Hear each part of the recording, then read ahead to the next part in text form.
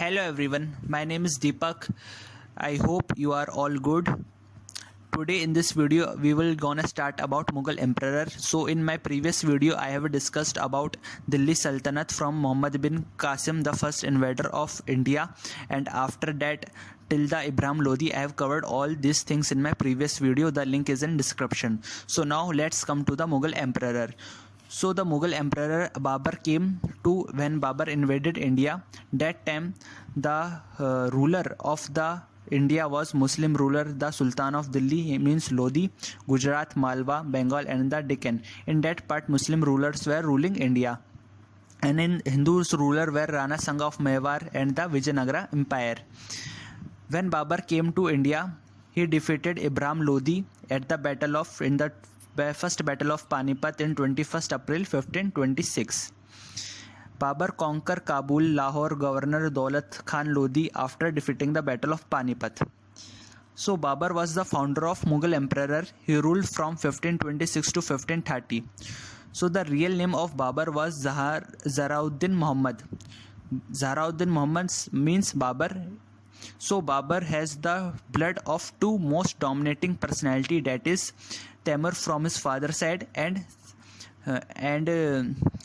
Genghis Khan through his mother's side. Babur also wrote a book that name is Tuzri-i-Babri in Turkish language. So this book Tuzri-i-Babri is a good help for scholars to learn about lots of things about history of that time. So the successor of Babur was Humayun. Humayun ruled from 1530 to 1540, and after that 15 years later he ruled from 1555 to 1556. So when Humayun became the ruler of the Mughal Emperor, what he did that he divided his territory among his brother. He thought that his brother will gonna help him at the time of difficulty, so that's why he divided his territory. But his decision was a big blunder for Humayun. You will gonna get to know about in this video. So when Humayun was the ruler of Mughal Emperor, Humayun was fighting with the Afghans in the west. And the leader of the Afghans was the Sher Shah Suri, means Sher Khan. So Humayun and Sher Khan was fighting in the east. When Humayun get the news that Bahadur Shah of Gujarat was advancing towards Delhi. So Humayun made a treaty to Afghans leader Sher Khan to let him allowed to go back to the Gujarat so that he can recapture his Gujarat from Bahadur Shah. So Humayun and Sher Shah Suri made a treaty, and Humayun advanced towards the Gujarat and he recaptured his Gujarat from Bahadur Shah, and Humayun appointed Aksari as the governor of Gujarat. In meantime, Sher Khan became very much powerful in the east. Sher Khan invested lots of time in him, and he made lots of strategy. He also increases manpower, and he also increases lots of weapons. Okay, in that time, after some time, Humayun marched against the battle of the Chosu to fight Sher Shah Suri. But Sher Shah Suri became very much powerful, and that's why Sher Shah Suri was able to defeat Humayun. So after that defeat of Humayun escaped from that, and he ran through his brother. So Humayun escaped from that battle and he ran through his brother to ask from help. So Humayun reached to his brother to ask him help, but his brother never helped him. So for that reason, it is known as a big blunder of Humayun, because Humayun's expectations that his brother will gonna help him, but in reality Humayun's brother never helped him. Okay, so Humayun was forced to fight along with the Sher Khan. So Humayun fight alone with the Sher Khan in 1540. That battle is known as Bilimgran, also known as Battle of Khanuj in 1540. So Humayun was defeated again by the Sher Shah Suri, and Humayun got disappeared for 15 years. So Humayun left India for 15 years. What happened in 15 years with Humayun, we will gonna discuss in this video later. So the winner of that battle was Sher Shah Suri. So Sher Shah ruled India from 1514 to 1545. So the real name of Sher Shah Suri was Sher Khan. He defeated lots of Hindu Rajput ruler like Punjab, Malwa, Sindh, Multan, Bundelkhand, and he defeated all the Rajput ruler. Okay, after his empire, he expanded lots of range of northern India. He almost expanded his territory to North India except Assam, Nepal, Kashmir, and Gujarat.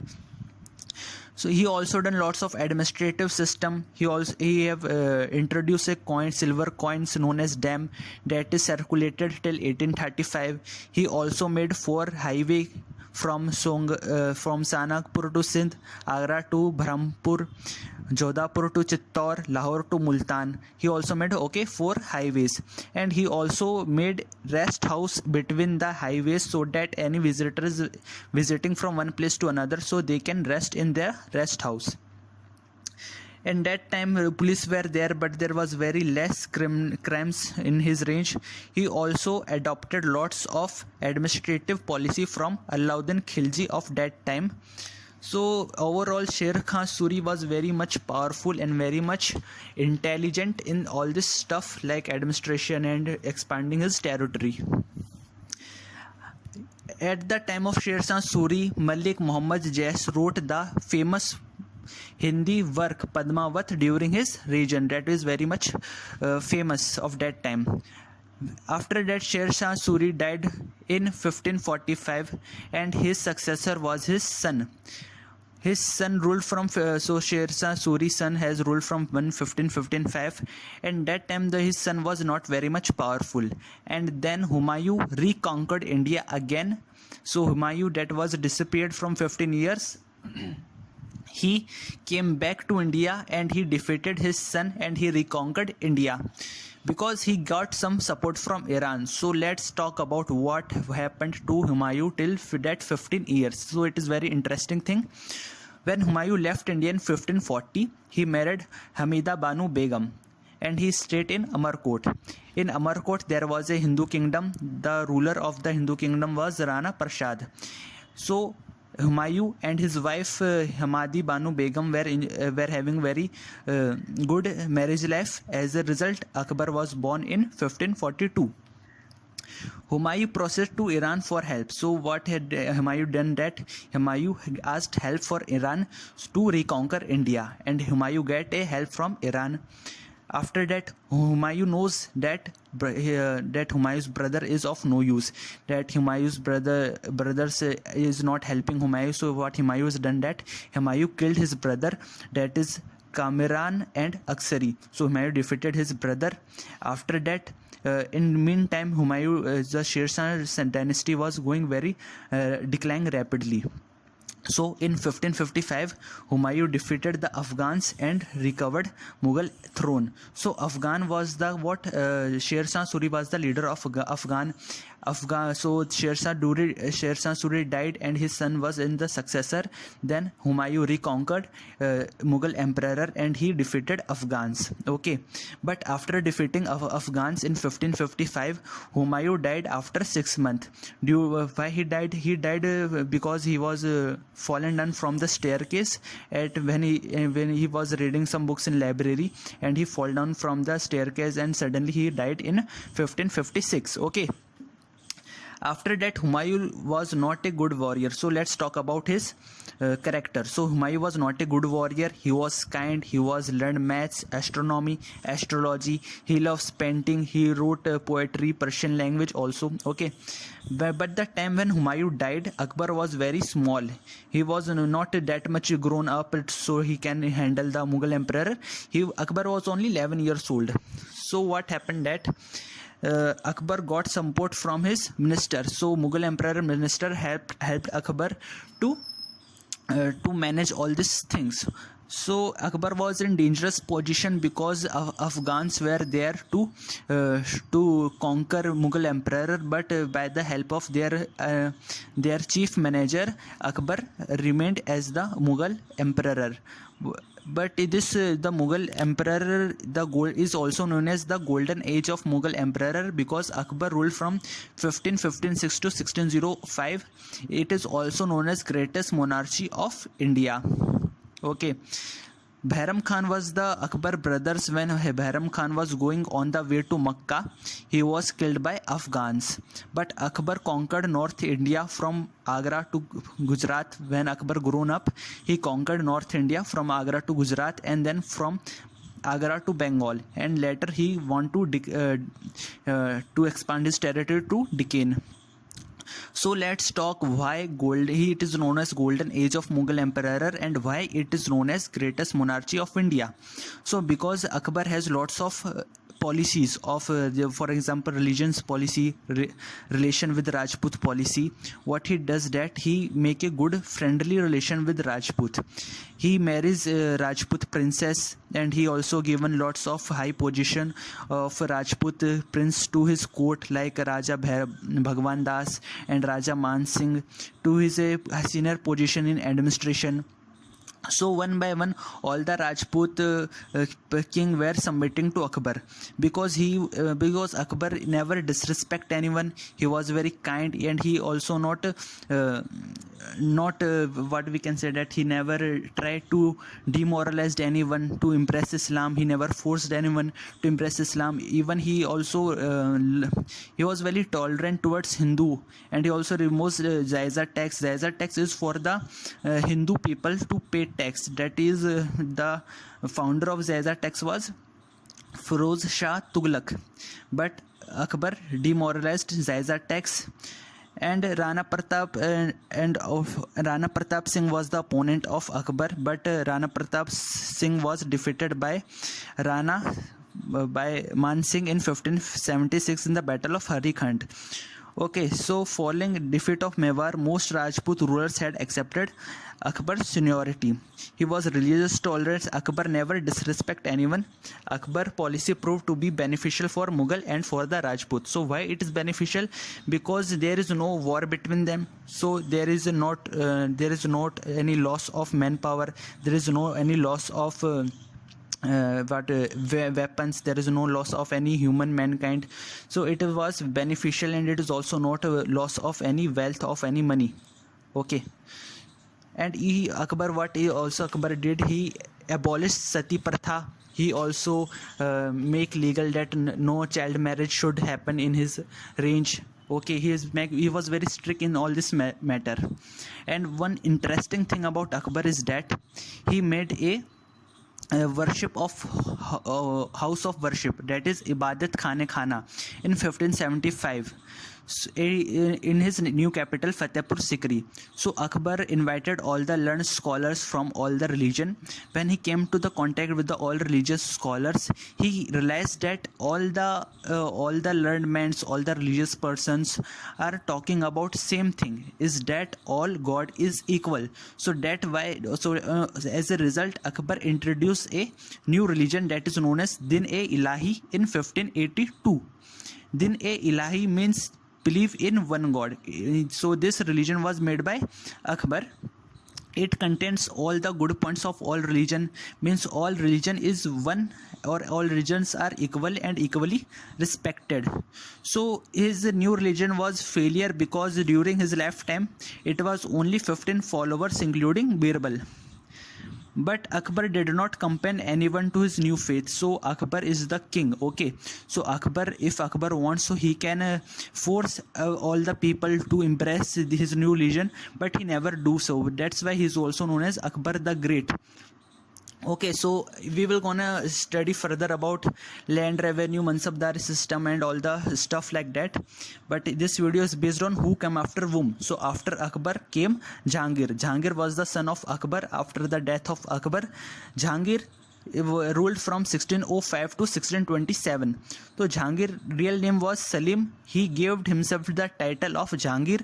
Jahangir means conqueror of world, but in reality his title was opposite of his personality, because in reality Salim never tried to expand his territory, but he has given himself the title conqueror of world, that is very opposite. His wife name was Mehrunisia, that is Noorjahan. Noorjahan means light of the world. His father name was Itamuddullah, that his father has given a senior post as a chief diwan.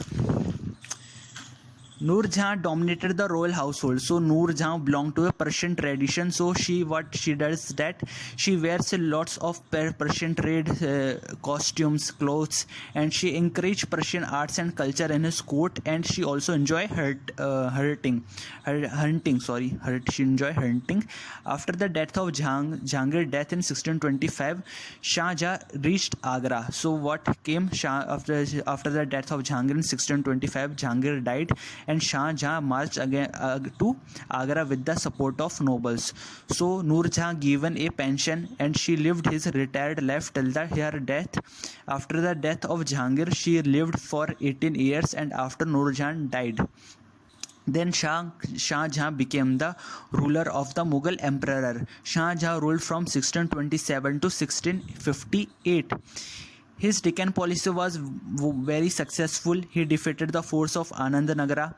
Both Bijapur and Golconda signed a treaty. He was able to defeat Deccan Sultanate. He done a very great work in architecture.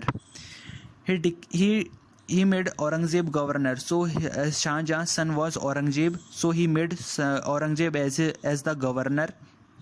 Shah Jahan carved 4 Mughal provinces: Kahanadesh, Behram, Telangana, Daulatabad. But these were controlled under his son Aurangzeb. So Aurangzeb has done lots of things in architecture. Okay. So at the end of 1675, Shah Jahan fell ill, and when Shah Jahan fell ill, there was lots of tension that who will become the next successor of Shah Jahan. But soon after, Shah Jahan recovered from his illness, and but the fighting was still going between his son that who will gonna the next king of the Mughal emperor. So when the Shah Jahan was passing, at the last year of Shah Jahan, he made his fourth son as a successor. His fourth son name was Darash Sikha, was the crown prince. Suja was the governor of Bengal. Aurangzeb was the governor of Deccan, and Murad Bakshi was the governor of Malwa and Gujarat. But what happens that Aurangzeb defeated all his brother and he captured the throne. So Aurangzeb became the Mughal emperor from 1658 to 1707. So Aurangzeb was the opposite of Akbar. What Akbar has done in his career, the same opposite Aurangzeb has done. For example, he reimposed Jaiza tax. Jaiza taxes was imposed by Akbar, but Aurangzeb, what is done is he reimposed Jaiza tax. He destructed the Deccan kingdoms, and he that was a political blunder for the part of Aurangzeb. So Aurangzeb is done that all the Rajput king were working in the Mughal emperor. Aurangzeb made all that Rajput king into the jail. That leads a frustration among the Marathas and among the Rajputs. So Marathas were become enemy again of Mughals. So Maratha Rajput became enemy of Mughals again, and this leads to a war. And when they for example when some war happens, there is lots of exploitation of human life, lots of exploitations of manpower, and lots of exploitations of wealth. And Aurangzeb has done a good job in expanding territory, but what he does, when you expand territory and you not save your wealth treasury, it becomes a big blunder for a long term.